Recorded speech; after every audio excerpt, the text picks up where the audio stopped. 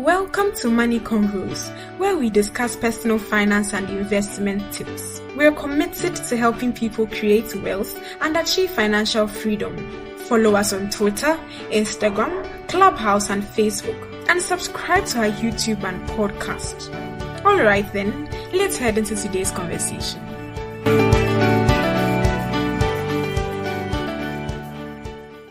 Hi, Adam. If you can, or maybe just request for the mic and I will bring you up if that's not working. Pardon the delayed start. We'll just start shortly, waiting for a few others to join. Hi, everyone. I've sent you all invitations to come up, so please check your notifications. Hi, Pimi. Hi, Sarah. How are you doing? I'm good. Hi, Elikem. I'm good, thank you. How about you? I'm Hi, okay. everybody. I'm all right. Hi, everyone. Hi, Elikem. Hi, Pimi. I may be quick to jump the gun, but officially winter is over and spring has started. But I don't think I don't know if the weather here has got the memo. But yesterday there was some sun. Today is not too bad. So I think it's time to hit the streets again and go exercising. You understand? Ready for the summer body. Alias, yeah. Yeah, I spoke to David this morning. I sent him a message. So David sends his regards. He's working from the office these days. So right now it's 2:00 here, and that's right in the work day. And he's not he works in an office with other people, so he can't actively join and be speaking. So that's why he's not been joining us. But he was telling me about some events that he's been doing on financial literacy. Just last weekend, he went to, was it a church or some Christian event like that, to go and tell people about, financial literacy. So he's doing the work of the Lord. You understand? He said he has missed you and he greets you. That's nice to hear. Hopefully we catch up soon. Yes, hopefully. Yeah. Okay, so today is for the youth. Today is for Dennis and Douglas and their peoples. Edem, Mimi, Sarah, you people, are you part of the youth? We wish. Please, I'm part. We are part. We are not talking about young at heart. Football age. You see, football age. Man, reminded me, I had a prospective client, or a colleague had a prospective client one time, one of these Black Stars boys. Then filled the account opening forms and let's go. For date of birth, they had to organize a quick family meeting to corroborate all their stories. So he's like, wait, my younger brother. So he wrote a date and it's like, no, let him check with his younger brother. Then his mother overheard him. Hey, what are you saying there? It's like, no, now they had to do a serious family meeting to agree on the date of birth because, what was going on. You can't have it on record, the wrong thing. Anyway, so yeah, I'm just curious, what's the official age to call people a youth? Elikem, I was actually going to ask the same question. Maybe Some people say before 35, but for me, Charlie, once you hit 30, you're a grandfather. Hey, please calm down. If you don't make me, let me ask ChatGPT. Maybe you've been a grandmother for how long? Wow. I know, right? Wow, according to the United Nations, it's between 15 and 24 years. Ouch. Oh, but you and But MasterCard defines their youth between 15 and 35. So they want more people's money. I choose to align myself with that definition, which makes me youth. That's why the clock is ticking, eh? Don't mind it. Anyway, let's get on with it. So that was just on the lighter side. So yeah, today we are having a conversation. We are thinking about our younger brothers and sisters. So if you are in the audience and you consider yourself a youth or anyone who cares about the youth, please feel free to join us upstage. I see Dennis, I see Douglas, I see Grandpapa Edem. You must be having audio challenges, but just do join us up here and let's let's do some banter. Let's ask some questions. Let's answer the questions for our people. Dennis is in final year of University of Ghana, I think, right? Yeah, and he did some research for us. Also, was it Dennis and Prince also did some research, and some of us have also been engaging with the young people. So we we've heard from the streets, and today we want to answer their questions. It's interesting some of the topics in there. Some are about marriage and things, and people are like, hey, these people are in a hurry. So here we definitely hear Sarah's perspective on that. She had a whole different strategy when she was or in the earlier part of her youth. Let me say it that way. Anyway, so I guess the immediate concern for most of these people, and we were talking to people in university, people like final year, people who are doing national service, that's a year out of college or university, and you know, within 2-3 years of this range that we are looking at. So a few questions came up. Most important one that cut across a lot of people is employment or the economy or money. So yeah, let's start from somebody who is at the point of they're in final year. How do they get a job? What are the processes that they need to go through to get a job, or they should wait for the government to National Service Secretariat to just place them in some village somewhere, or roll a dice and just see what can happen to them? Who would like to offer some thoughts? Perhaps Bishop Edem, you engage with these people very often. What do you tell them? Hopes and prayers. Hello, Elikem. Hello, Adam. Okay. I don't know what's happening with my Twitter today, but we move. Maybe the person who was responsible for your account was laid off and they couldn't find a way to give you access. Anyway. In terms, I believe that people need to take their destinies into their own hands. Is that not how we say it here? So like actually prepare for the job market. And so for someone who is in the final year, this will be times. For me, I think some of the things that I look back reflecting at, I wish I had taken much more keener interest in and much more deliberate about was to think about like these career fairs, going for these career fairs, going for where they talk about CV or CV clinics and what have you, all these kinds of things. I believe for someone who is in their final year should take seriously so they get to prepare themselves for the job market. Because oftentimes, like you gave an example that, or should they just wait till national service pushes them somewhere? I see that with some people who do not take any initiative in deciding what they want to do with their lives. And they end up being pushed somewhere and it's like, they don't really like it, but they are just forced to go through the mill. So I believe that any young person should be deliberate about the process and aim for the best. And even if you are not able to get to that highest point that you are thinking about, you know you have worked, you are dealing with a certain plan. So all these, fortunately now there are a lot of opportunities out there in terms of people doing programs for young people. Some big companies also come to the campuses chasing after trying to look for the best people to recruit. I mean, take advantage of some of these things. I think one of the things I didn't do a lot was to just go for interviews, at least for the experience sake, you know, and then develop yourself as you go through those processes. And I believe they pay off eventually in the end. Yeah. So that would be my initial thoughts on that.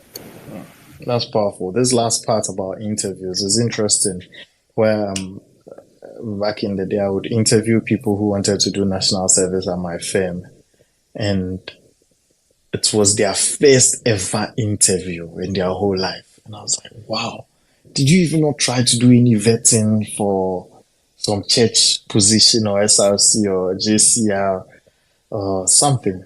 It's like, oh, that's interesting.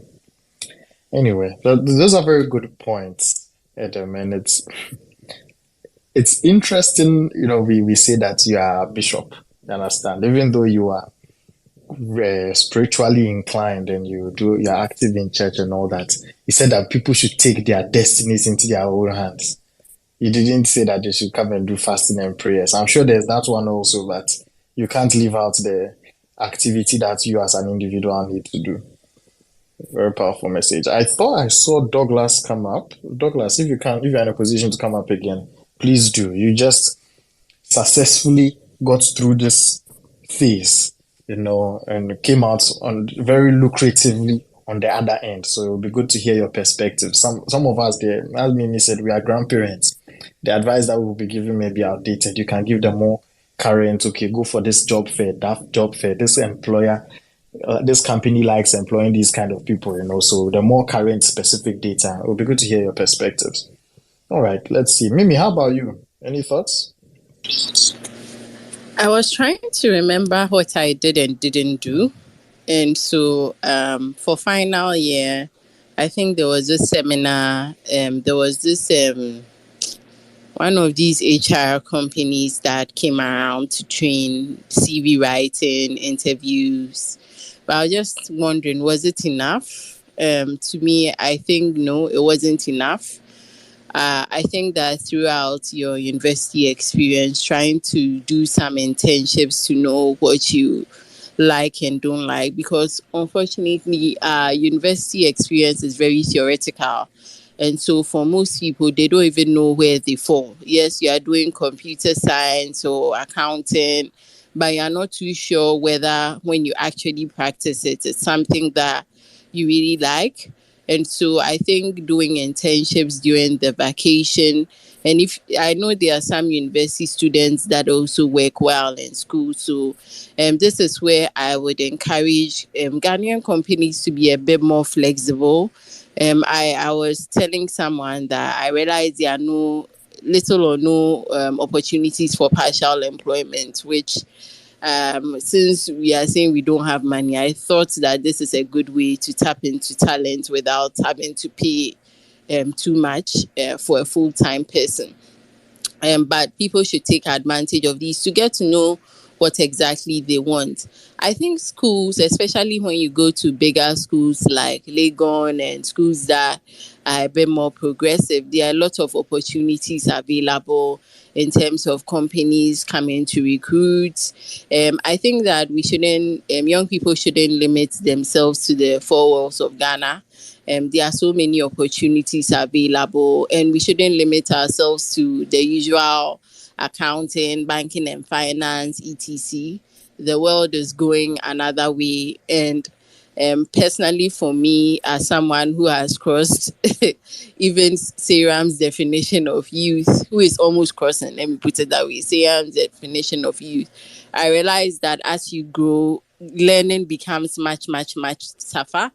And I think that this is a very good opportunity to absorb a lot. I know of people who are doing ICA, doing their university and all that. So if there's this data science, computer science, whatever science, what do you call it, that you can also pick up and add to whatever you are doing, that will be of a lot of value, especially in these times. And then I think that there should also get a mentor, get coaches. Get to a lot of the time when young people see those who are working, all they think about is you are old and maybe not really want to associate with them. But get talking to people who are working, get to find out about the real world of work. I think it really will help. Of course, nothing would substitute you going into the workforce yourself, but at least it will help you to be able to prepare for the work of world, including politics and everything in between. These are things that people don't talk about, but when you get there, if you don't play the game right, and it is a game, you realize that yes, you are sharp and all, but you may still be lagging behind. So get to speak to those in the actual world of work, not only those you think are thriving, like at every point, so that you prepare yourself for that opportunity. Those are very powerful points that Mimi has shared, and I encourage everyone. I hope that Douglas, you and your friends are taking notes. You have your pen and paper ready. Plus students fresh in school or fresh out of school, so you're not taking skills should be on point. But yeah, I'm not to sound like a broken record. I just want to emphasize two of the things Mimi mentioned. Internships. I hear young people saying, "Oh, this company they want us to do internship, but they don't want us to pay. They don't want to pay us." Internship is an educational experience. When you want educational experiences, what do? You pay school fees. You are going there and they may give you a stipend or nothing. Please find a way to sponsor yourself through the transportation and all that, because it's an educational experience. If they pay you, it's just a little something extra benefits that you get, but the value of the knowledge you gain, the experience you gain during that experience, is way more than giving up that opportunity just because they are not going to pay. Another thing to consider that Mimi mentioned is talking to people who have been there. The number of times I've spoken to people who say they want to do something, they want to be a lawyer, they want to be an architect, they want to be an accountant, and yet they've never spoken to anyone who is an accountant. It's interesting. Like some people say they want to be a nurse, they've never spoken to a nurse about the career of nursing and what they had to do to learn and all that. So you just want to make sure that you're talking to people. Like Mimi said, some people will be younger, some people will be maybe 5 years into their job, some 10 years into their job, just to get different perspectives. Because what happened 10 years ago may not be the same thing that happened 2 years ago. Okay, seems Douglas is having some connection challenges, but we'll go on to the next couple of points. The youth have a lot of questions that need answering, so we'll try to take just two perspectives each, and then we run through so that we make sure that we use our time as judiciously as possible. So now, national service. Now, then let's assume somebody has gotten a job in Ghana. The first rule that people usually learn, the first job is national service. If you are sitting in a bank like I was, wearing suit and tie in air condition, maybe it will be too much of a stretch to call it national service. But alas, you get an opportunity to be employed. What can people do to make sure that, one, either they are retained, or two, even if they are not retained, they have another job offer right after the national service, such that they don't have to sit at home without a job? Who would like to get us started on this point?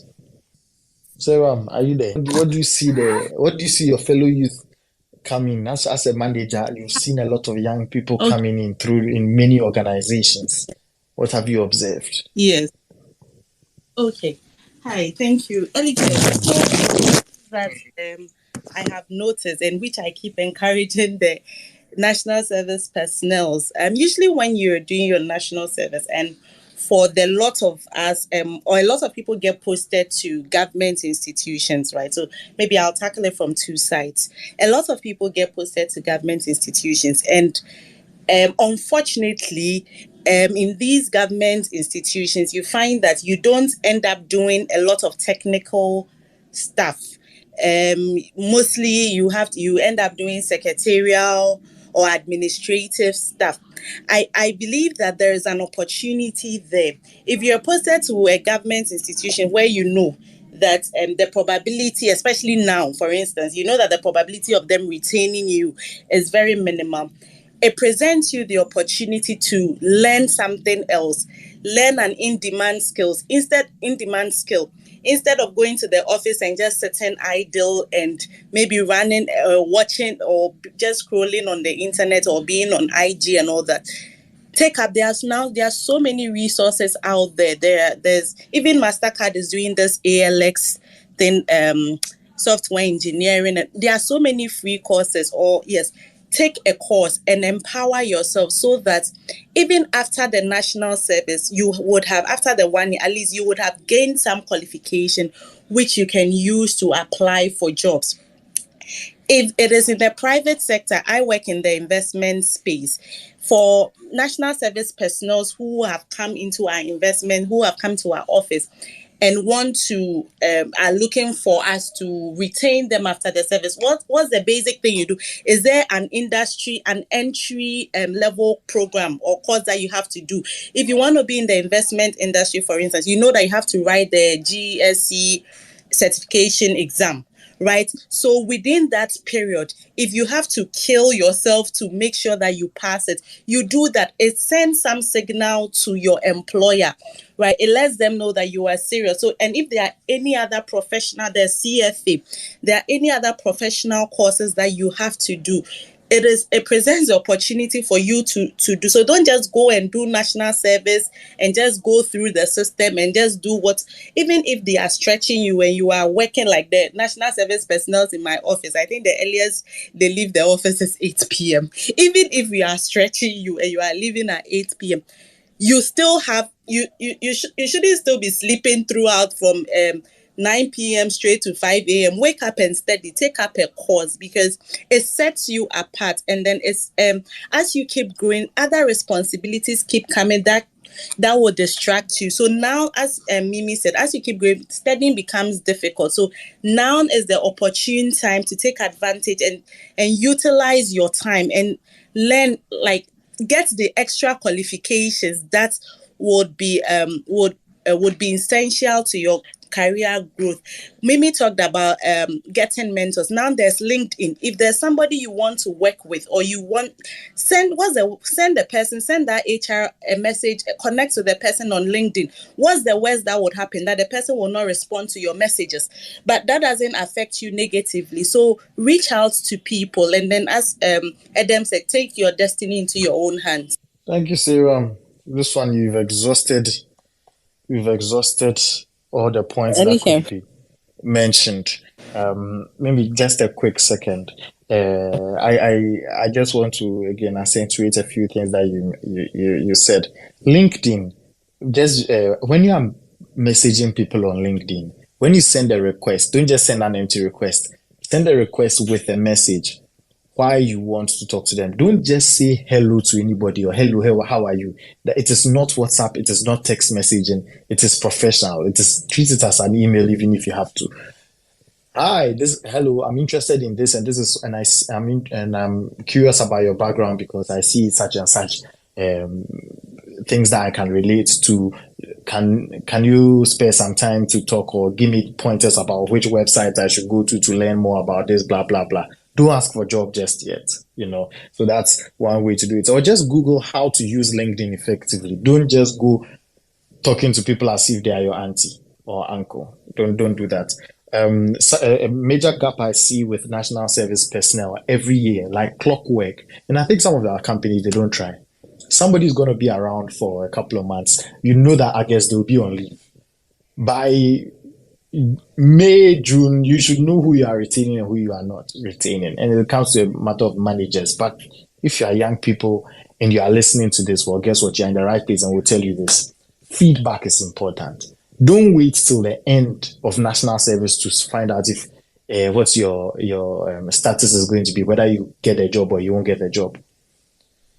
Regularly, you start your first month, they are training you. Ask for feedback. What am I doing well? What aren't I doing well? What can I improve? What do I need to learn? Ask for feedback. Halfway, regularly, as you are doing your work, just be asking for feedback. It shows that you care. It shows that you want to grow. You understand?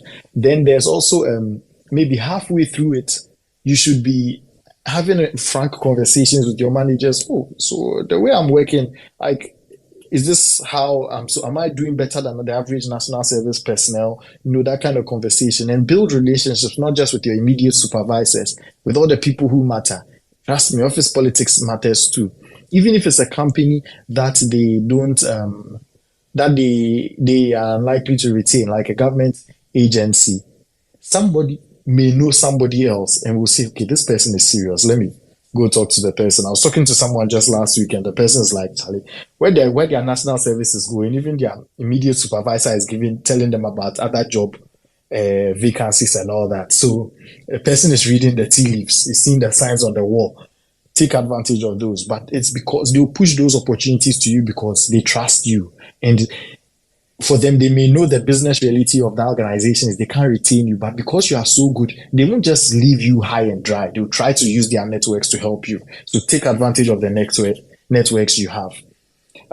Yeah, Mimi, let's hear from you, and then we'll hear from Douglas. Oh wait, sorry. One quick thing. Regardless your situation, whether you think they will retain you or they won't, start looking for jobs. Start applying. By February, your resume should be updated. Start applying because Sally, you never know where the economy will turn in a month or two, and then they'll change their mind. So don't rest on your oars. Nothing is guaranteed. Just keep applying for jobs.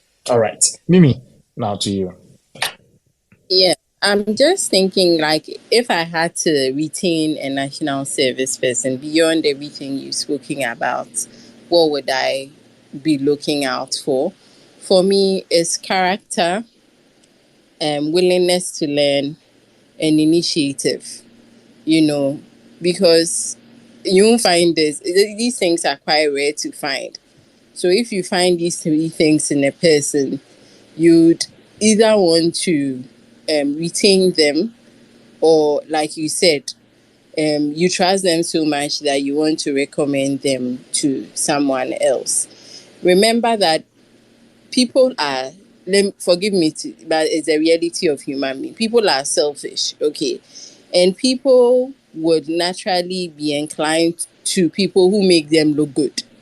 You get it? So if you are not sharp, you are not willing to learn, you are not showing that, okay, I can add something for you to look good, then the person, like, you may not draw that attention. So it's always good to know what are the needs of the person that you are serving. As you are serving clients and the rest, you also need to know what are the needs of your whoever is the decision maker and how you can position yourself to meet those needs. I think that's the politics, not in a negative way, but making sure that you are remembered when somebody, like, you are on top of the person's mind. And how do you do that? Making sure that you meet a certain need. So you need to be observant. You need to reflect. You need to ask questions so that you position yourself in a way that you become quite difficult to let go. I don't know if you get me. Quite difficult to let go. So that's what I'll add. Thank you, Mimi. Become quite difficult to let go. They would rather lose somebody else and keep you than to lose you. That's a good point. Douglas, finally, I think the UK internet is not communicating well with Ghana internet. No, I think I didn't update my Twitter, so yeah, I've not been here for some time. So yeah, Okay. I don't know where to even start. Elikem, how do I start? Am I starting from? Well, a quick run. Undergrad. Yeah, just a quick rundown of like what are some of the real opportunities, some specific opportunities someone in final year should consider. What are the resources they should consider? Which office should they go to? Which website should they go to? You know, all up until maybe just to put the necessary steps in place to make sure that they can get national service and their job after national service. Okay. Okay, Elikem. So I have an issue with education, our educational system. It's not because like join the team.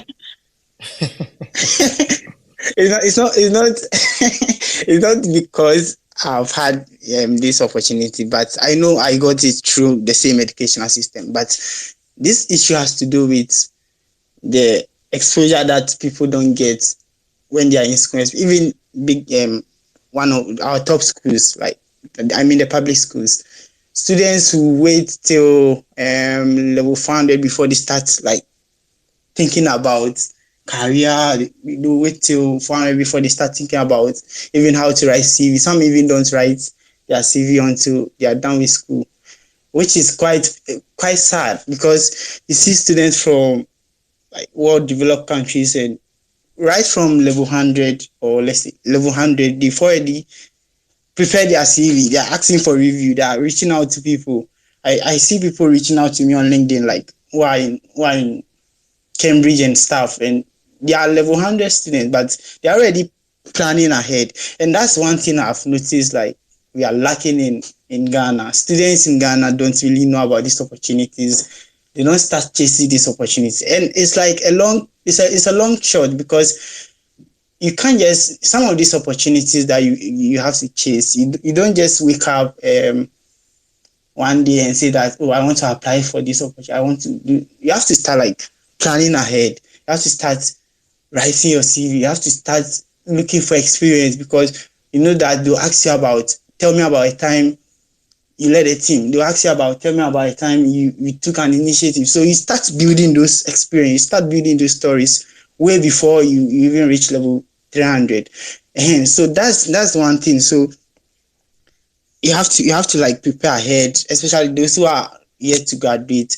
If you want an opportunity, don't wait till, you have to start preparing ahead. If you want to have a career in finance, you have to start like preparing ahead, building your experience, your stories like time you led a team, time you solved a problem, all those stuff, your technical skills. How do you build your technical skills? There are so many resources there. How to model, financial modeling, all these things are, a lot of students don't know about it. That's the saddest part of our educational system. We don't tell them about these things. And because for the public schools, because we are so large, like the students are so many, there's no proper like mentoring, there's no proper networking amongst the students. What helped me back, I don't want to talk plenty, but I'm really passionate about this thing. What really helped me back in school was, I really didn't know anyone. It's through LinkedIn that I built my network. How did I even how did I even know Elikem? Elikem is one of my finest mentors. Like, he actually helped even my national service. It's through Elikem that I got my national service. So I reached out to people. I want to have a career in banking. So I just go on LinkedIn. I research about the industry. I look at people, then I connect. And I remember I connected to Rohina. Yeah, then I took it from there. Rohana was organizing a mentorship program or so, and I joined that mentorship program. Rohana connected me to Elikem. You see, that's how it worked for me. And through Elikem also connected me to someone else to speak to the person, and I got my national service. So you have to like be intentional about these things. And with mentorship, no one will mentor you when you are not enthusiastic. You are not showing interest. Like, you want me to mentor you. I ask you to go and learn Excel. I ask you to go and learn this. You don't do. Like, the person will not even take it seriously. So I want like students to be aware of these facts. It's not easy. It's tough, right? So you have to like start preparing ahead. And about the opportunities, there are so many opportunities. Even in Ghana, companies are recruiting from Ghana because of a lot of companies are now coming to Africa to recruit, because they feel like African students are really good. Just that they don't have exposure. If they get the exposure, they'll be able to deliver. A lot of companies are coming to Africa to recruit, but students are not aware, and only some few schools are aware of these opportunities, and they are always getting the opportunities. You see, and that's the saddest thing I have noticed. Students are not aware of these opportunities. The mentorship is like constant. You need to have a mentor. You can't, even CEOs are having mentors. CEOs, like, go to MTN CEO, he's having a mentor. Go to Data Bank CEO, he's having a mentor. Like, CEOs are having mentors. So mentorship is very, very important as well. And about the opportunities, I know I can mention like plenty. Bloomberg, you just go online and search. Look for what our advice is. If you want to apply for an opportunity, let's say Bloomberg, Bank of America, Goldman, go on LinkedIn, reach out to a lot of people, send notes. Most of them will not mind you. It's normal. Most of them will not mind you. Some few will mind you, and just ask them how they did it. How did they apply? How were they able to get those opportunities? Then you see, and that's how you prepare. Thank you. Okay, that's interesting. You can sense Douglas' passion from the way he's speaking.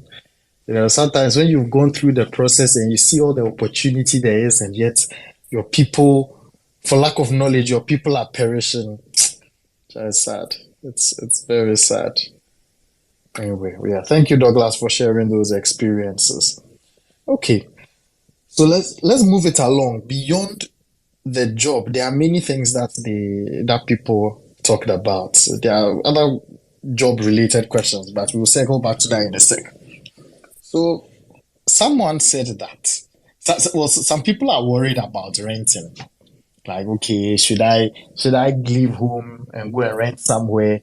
And another person, interestingly, said that, well, they actually left home after school to go and rent.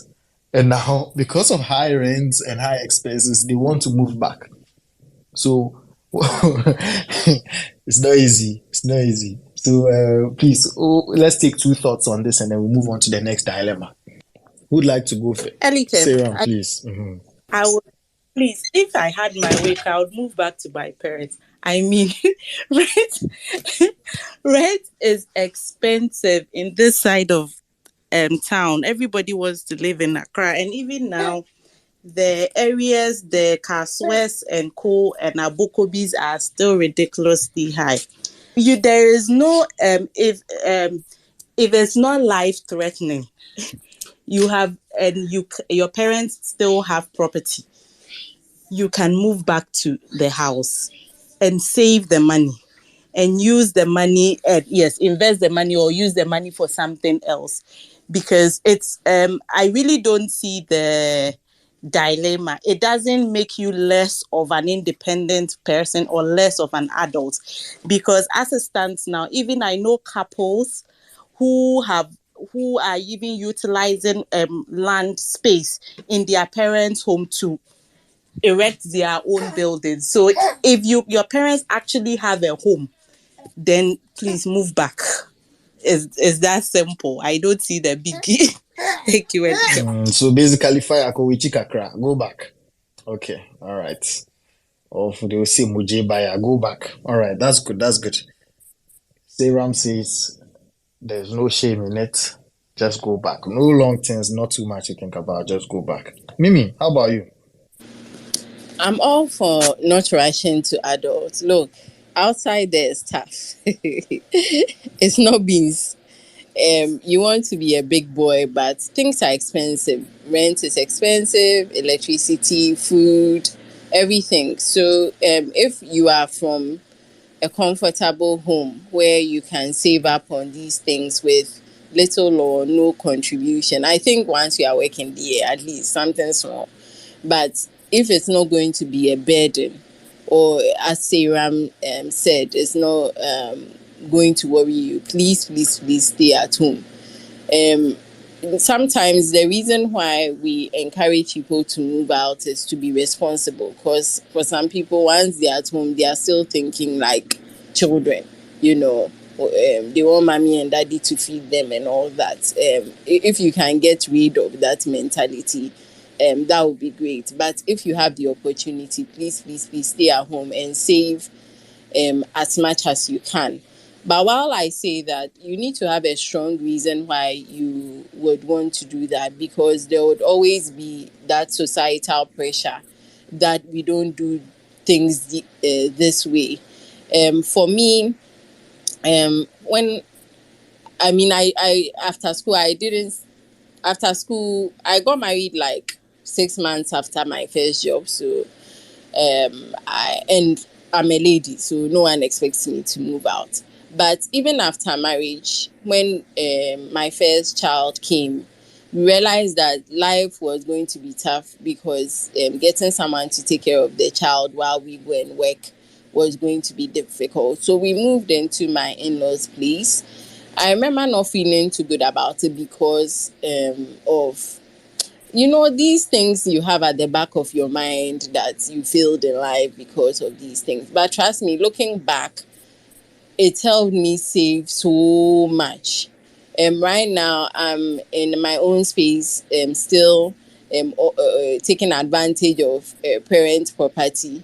I'm in my own space, pay my own stuff, and now I cherish those years so much. I could save 30-40% of my income even with kids, and now it's calculator. So I would really encourage people not to be in a rush, especially if the situation at home is not bad. Don't be in a hurry to package and be bleeding. So that's what I would say. Interesting perspectives.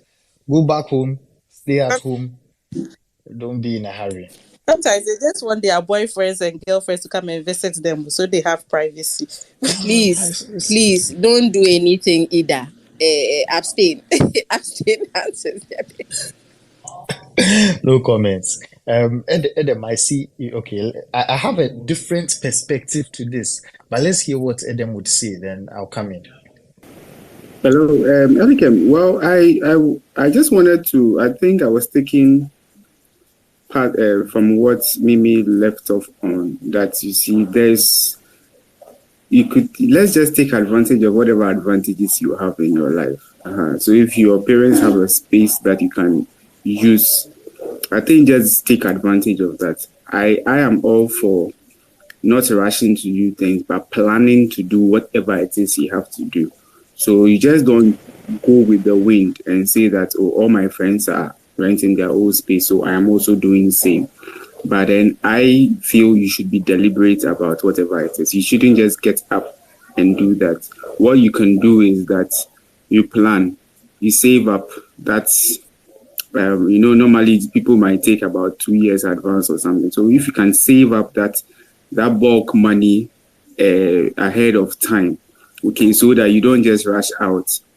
And then you are caught in the situation where you enter into, because that can easily lead you into debt, and then you enter into a spiral of a cycle of debt. So I feel that, I don't know, but sometimes in our past there some people make it feel as if you have an advantage it's a bad thing. But if your parents have an extra space somewhere, something, I mean, if you're a trust fund child or whatever, use that advantage to your benefits. I don't see any glorification in suffering. I mean, like, you have nothing to prove to anybody, so it's your life. If there's an advantage, take advantage of it. But in whatever it is, whatever decision you are supposed to do, I feel you shouldn't rush, but you should rather plan and go through it deliberately, so that you don't find yourself in a situation where you are stuck in debt and then now, like, you have to live a borrowing and all of that. So plan whatever decision you are taking. Don't rush it. Put the money together. You can move into any place. If your parents are very cool people that are not going to be stressing your life, or there is no life-threatening matter about it, you can use their space. Why not? It's your benefit, and save up that money and use for other things. Thank you. Thank you, Adam. What you said sounds like a bridge that would join what I'm going to say with what Sevan and Mimi said earlier.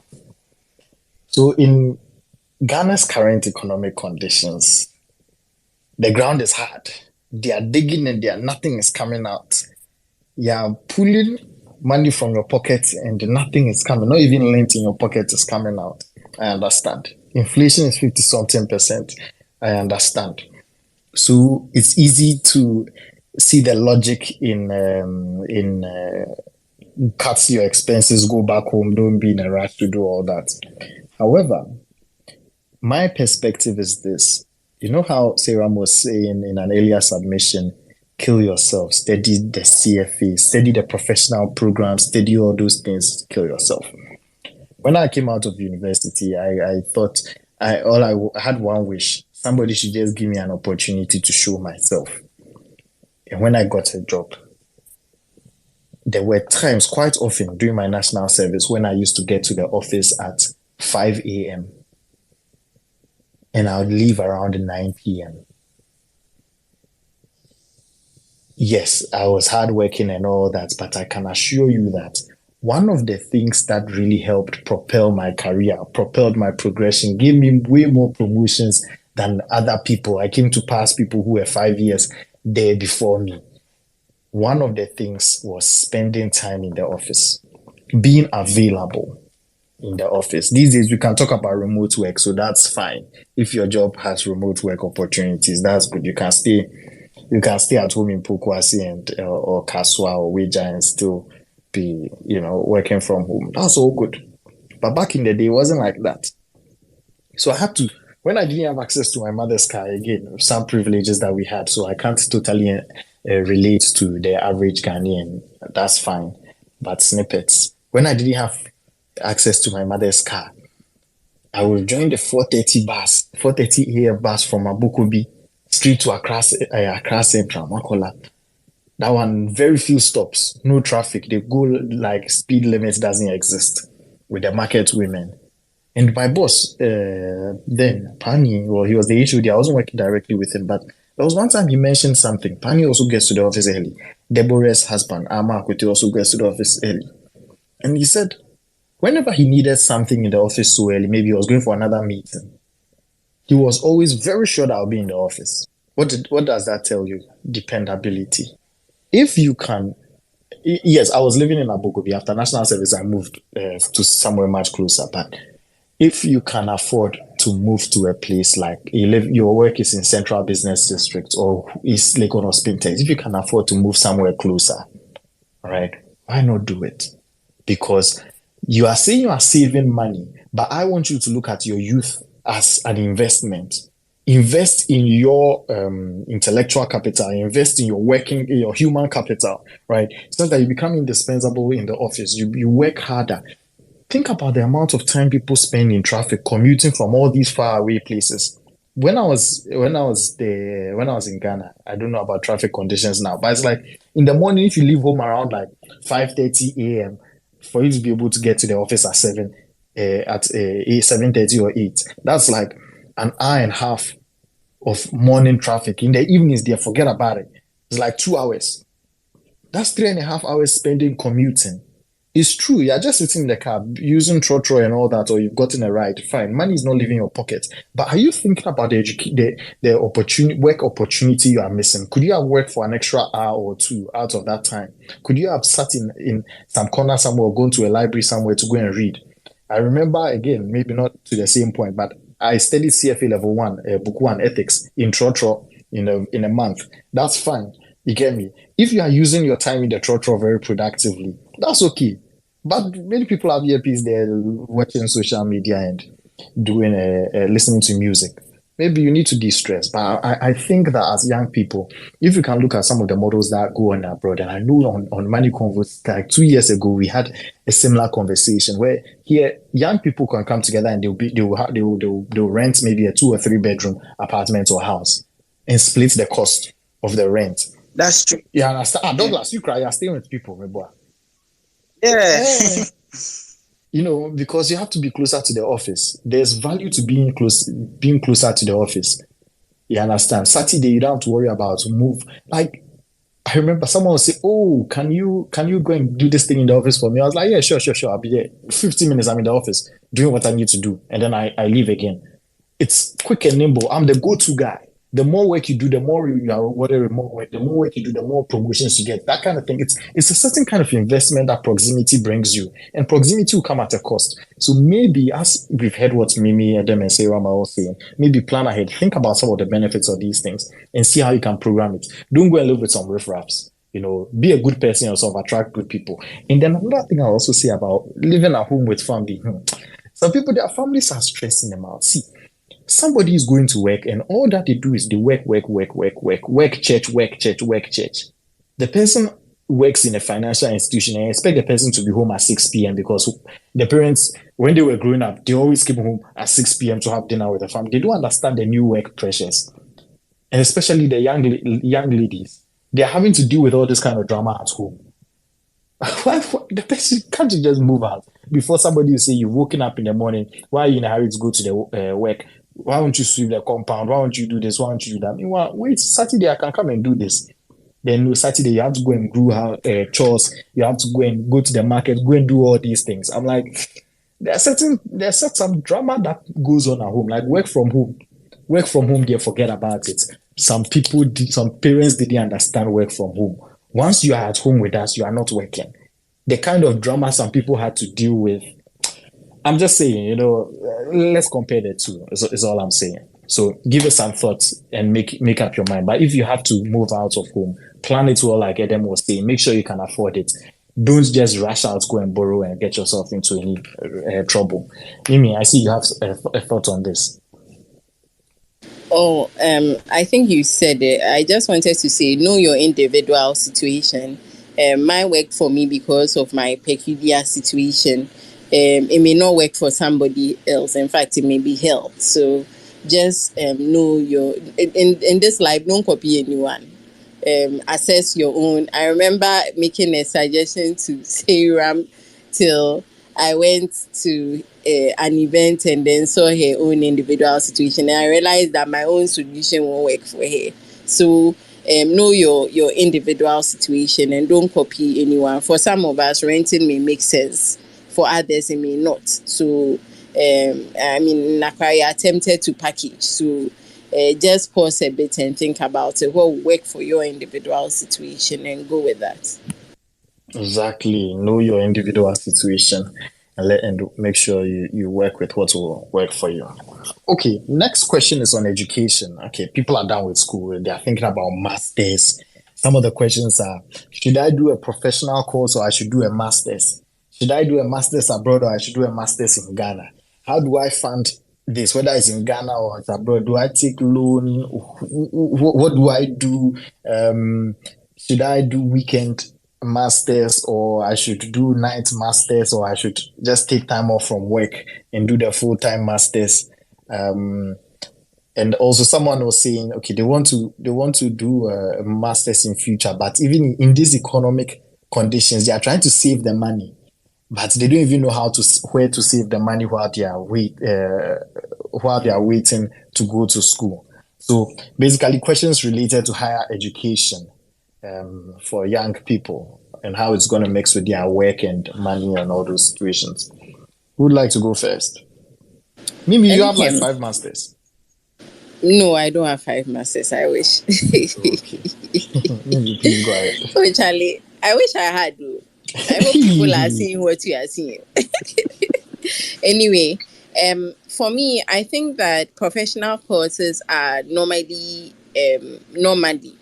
more affordable, and you can also do it at your own pace. And I think there's more weight on professional courses depending on your career path. And so, like I said, university presents the opportunity for you to clear some of these things. I remember when I was in university, I was using my free time to watch movies. You could be different. Take on a professional course. At least you can start it. Whether it's ICA, CFA, whatever is that you have to tackle them. Look, you would always think that it's easier to learn later, but look, I've been watching some courses and I'm like, it's as if my brain is dead. I think take advantage of your useful years. I don't know what it is. It's like there's so much to think about that there's very little space for some of these things. So in university, take up some of these professional courses so that you can wrap up either when you start working, you can wrap up, or you can also wrap up in school. And I think it makes you a bit more attractive. And recently I heard of somebody that was had another opportunity or was leaving somewhere to another place. And I was just laughing at her that as soon as she finished her ICA, she put in her what do you call it, her whatever, and got a job. These are some of the things that make you attractive. And so I would encourage you to take advantage of these things. Unfortunately, for some of us, our career path, we were so confused. We didn't take advantage of some of these things. But looking back, I would have done my professional course and then crowned it with my master's, which is normally more expensive. So, yeah. These are quite interesting thoughts. People, please, while you are young, spend less time watching series. Okay, and there are many strategies you can do with this. You can do with learning.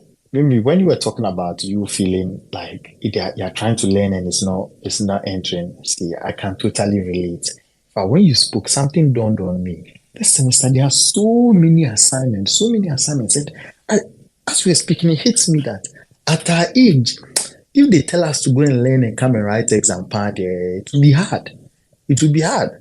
But the assignments force us to learn the thing by force. We are learning, we are doing, we are reading, we are doing. Because read book, sit down and read book. I mean, I fall asleep. People. When I say people don't understand, well, can you shall bring me this quickest way to make me fall asleep is make me read a book or watch TV. I don't have attention span. So it's a struggle that goes on. Like you sit down and you're thinking, I'm like, hey man, you Convos, I have to do this in this mentorship program, I have to do that. Hey, my children, hey, my this, hey, my that. I'm like, oh my God. Adulting is not easy. Please, young people, why you have so few responsibilities, do these things, right? Take a word to the wise is in the north. Okay. Just believe us. If you just trust, do everything you can, kill yourself while you're in your early 20s. Because it's not easy over here. As you can see Paulina in the audience, I'm sure Paulina has been reading some one page for the last 30 minutes. anyway, anyone else on higher education? Yeah, Adam. Yeah, I think it's similar to what I said earlier. It's all about planning, and Mimi said it's what's your career path? What do you hope to achieve? And that also comes as a result of when you are talking with people, especially let's say you are doing your national service, you are in the office, you are engaging with those who have gone ahead of you. You are you're having meaningful conversations with people who have led in the industry.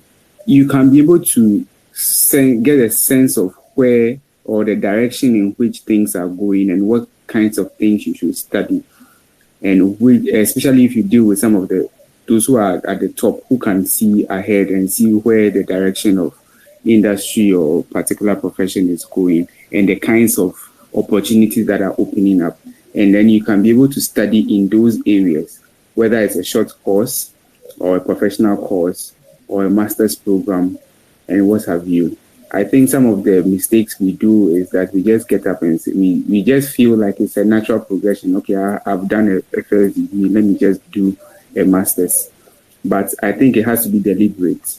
So talk to people, people who are, and I think this is closely linked to what we talked about earlier concerning national service. And these are some of the things you should be doing when you are on the job, engaging with people and having meaningful conversations.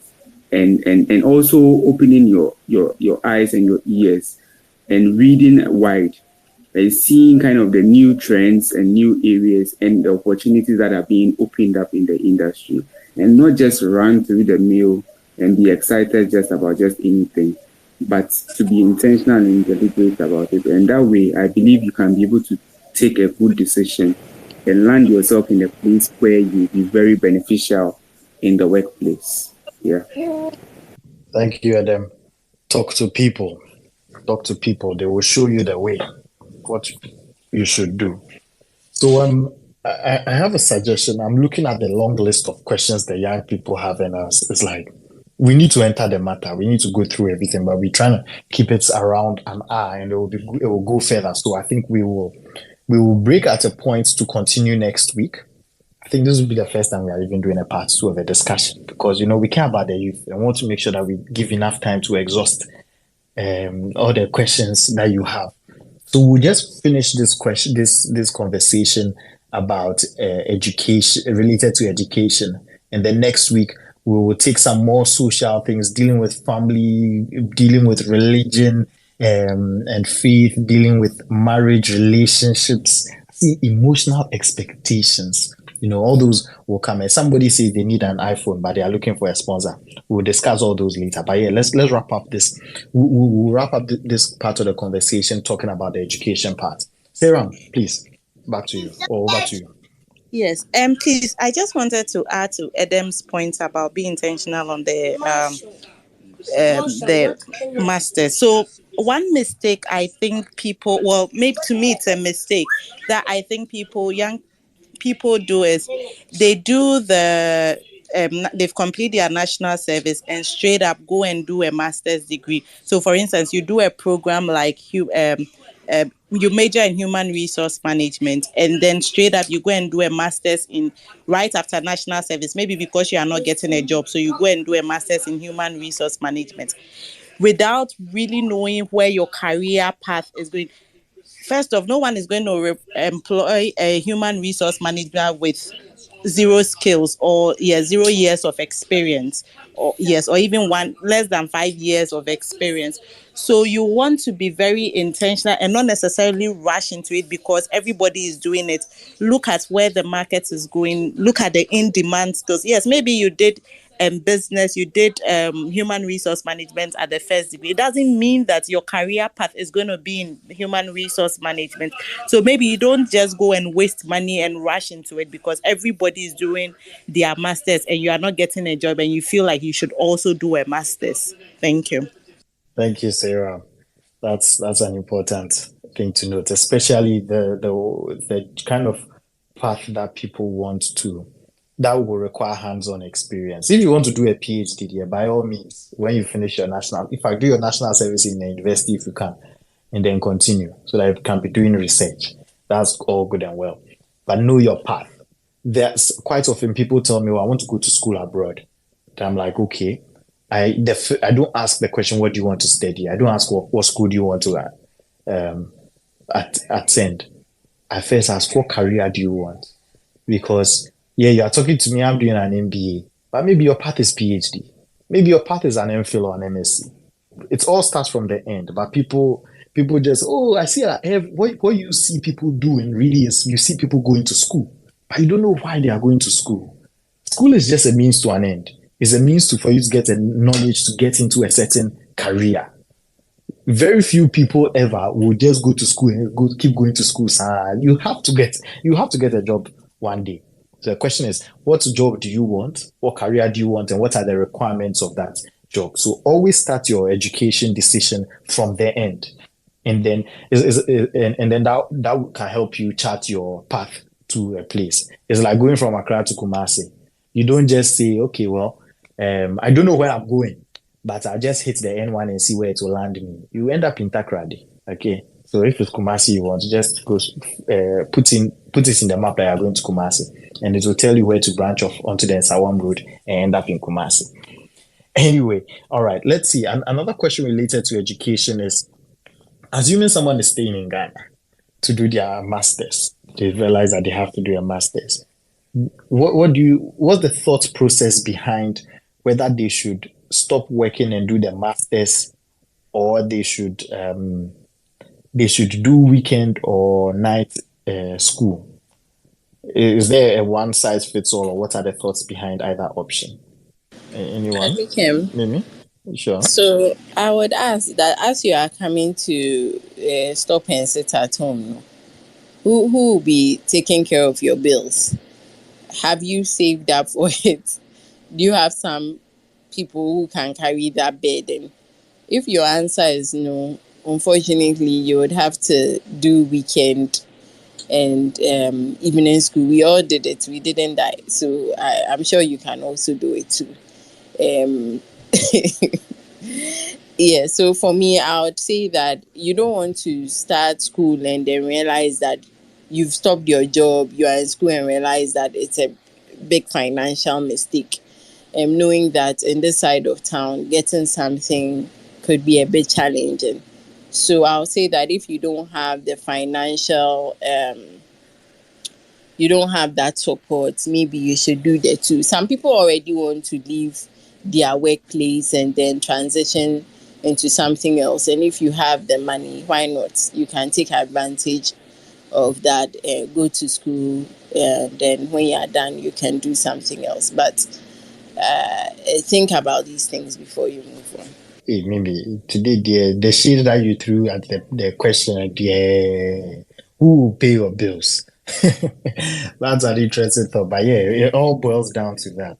And also, will your job be waiting for you? Will you have a job? The way the economy is hard, will you have your job? All right. Thank you for sharing those points. Lee, it's nice to have you up here. You want to chip in on this topic about higher education and the youth. Hello, everybody. Hi. They are giving us some serious basil. How did you eat? Yeah, I've been quite quiet almost the whole day. Okay. Yeah, but there's something that I've been trying to wrap my head around, and that is graduates who are not finding jobs and then decide to go and do masters. I just don't seem to understand that analogy. Hello, Lee. Have we lost you? Okay, so you don't understand. Okay. That's good. I think we have a few ideas. Mimi, you want to help Lee out? Yeah, I mean, you are at home, you are not doing anything. You just want to make use of the time. I think the mindset behind it is that when you start working, you may not have as much time. I was at home for 1 year, but I didn't do my master's. I did the Ghana Stock Exchange course for me, which was better because masters, as I said, it's expensive. So you want to make sure that you are investing in the right thing. And so I wouldn't recommend a master's. I remember recently I recommended someone to speak to Ellie Kim because of the same reason. She wanting to do her master's immediately after national service, which is something that I don't recommend. Especially for those of us here in Ghana, because a lot of the time we don't really know what we want. And so it's something I won't recommend. I'll rather say take other courses that are not too expensive, that would add value regardless of where you find yourself. So for me, that's what I'll say. Energy. That's interesting. So my thoughts on this, actually, it's not just a Ghana thing. And internationally, there's a lot of data to show that higher education applications and admissions go up during times of economic uncertainty. So take COVID, for example. When COVID happened, people were getting laid off in 2020. People were unsure of whether they would be laid off or not. Maybe somebody is already thinking about a master's. And education can serve as an insurance policy because you want to make sure that you have the necessary qualifications for the job market, right? So once you are uncertain about what's going on, and even with people who are actually, they are not just facing uncertainty, they are living in that hardship, right? Then they are like, okay, you know what? Let me spend my time instead of staying at home to go do higher education. Mimi's experience. She did the Ghana Stock Exchange courses. That's a professional degree. People do different things. I talk about even my school. We saw admissions went up earlier this year, or close to the end of last year, when tech companies were doing a lot of layoffs. Cornell Johnson, the MBA program, actually gave waivers to people who were laid off from the tech from the tech industry, so that they don't have to take GMAT and those tests and just easily apply. And I know many other schools did these kind of things. So economic uncertainty actually drives people because they want to kind of, should I say, give themselves some economic or some safety in terms of their qualifications to make sure that they can at least qualify for some things. And I know there's a concern about some people say, but there are not even any jobs, and and you may be overqualified, so they won't hire you. A friend of mine was telling me for his law firm, they were looking to hire people for paralegal rules, basic rules that maybe 2 years ago that's paying like 1,500 cedis. That's not much, right? People with masters were applying for that. I recall it in when I was at Data Bank. My previous employer, there were people with masters in some serious science. It's not nuclear science or there was somebody an RM with some heavy science background, chemical engineering, like those kind of things. And you go like, Charlie, the work is not there, but you want to show some kind of academic rigor to improve your case. So that's part of the logic behind some of these things. As to whether they execute it well, that's another question. Yeah. Lee, you have a comeback on that?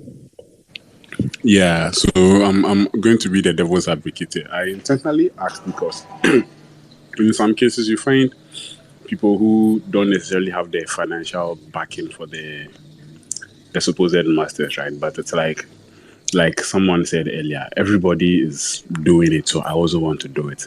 And sometimes the irony is I've met people who actually have to downgrade their CVs because they were not getting jobs, right? You are applying to a job where you indicate you are a master's student and a person with a first degree or a diploma is picked over you because in a way I think the salary issue or stuff like that. So you find people who have higher qualifications downgrading to be able just to enter the job and then later on show that they have masters. So my reason is why not acquire knowledge in the field? So you've graduated in a certain field. Why not explore that field and see if it is best? Like I think Mimi made mention that you don't just go about doing, just explore. Probably you might have a change in career course, right? So for me, I think the best is explore, take that exposure and get to know whether the program you did in undergraduate, if it is complete enough for you to pursue the field before you go chasing masters. All right. So that's my take on that. Yep, that's very true. Make sure you do your due diligence properly and execute on that plan in the best way possible. Thank you for bringing that thought, because a lot of people make these decisions and not everyone does it too well. Okay, guys. So at this point, we've had a conversation about the dilemmas young people face, and most of them have been around the job, the first job. We are talking about people in final year of university, people doing their national service. That's the first year out of university. People thinking about what's next, thinking about higher education and all of that.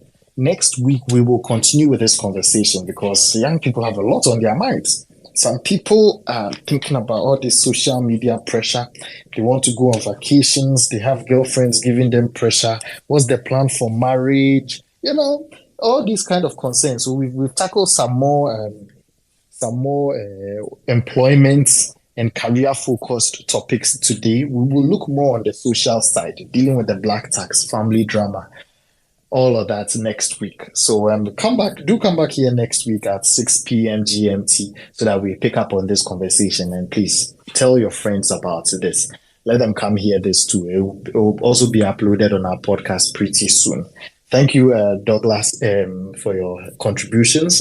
Thank you, Dennis, for sourcing some of these questions. And Prince is not here, but massive thanks to him also for bringing up these questions. Before we go, just some housekeeping notes. I'm tapping on some names and I see some names in the audience. You people are not following Money Convos. We need to let the young people hear about this. Not just young people. We need as many people as possible to become financially literate so that we save ourselves a whole lot of drama. Because if you alone pursue the journey of financial independence, guess what? They will come and take from you. They will come and borrow from you. They will come and bag you. So instead of giving people fish, why don't you teach them how to fish? How can you teach them how to fish? Tell them to follow Money Convos here on Twitter, on Instagram, on Facebook, subscribe on YouTube, search for us wherever you listen to podcasts. And also, it's not just about learning and hearing these conversations. If you want to put some of these things to action, go on Instagram, follow investment_friend on Instagram, where we have where we actually engage in more of one-on-one conversations and tailor-made solutions like financial coaching. You understand? If you recall, some of the points we mentioned were know your personal situation. Now, how do you know what will fit for your personal situation? You talk to a professional who can assess, oh, okay, so you are like this, you are living with your family, you have this concern, and that's what you need. It's one thing to hear about it and get the knowledge, generally speaking, but you also need something specific to you. So follow at investment_friend on Instagram. You would see Mimi and Serum doing very exciting skits on there, man. These people are social media stars already. I wish I could be like them. So go, even if you don't need that one-on-one, just by you following, people hear about it and they'll also be entertained while we're at it. Thank you all for joining today's conversation. We gotta go now, but we will come back next week to continue. Catch you all next week. Bye-bye and take care. Bye-bye. Bye, everyone. Bye. Thank you. Bye. Bye.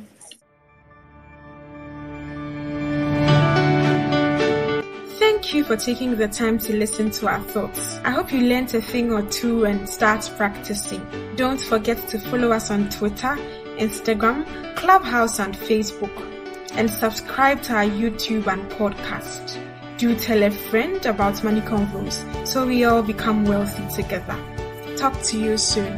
Bye.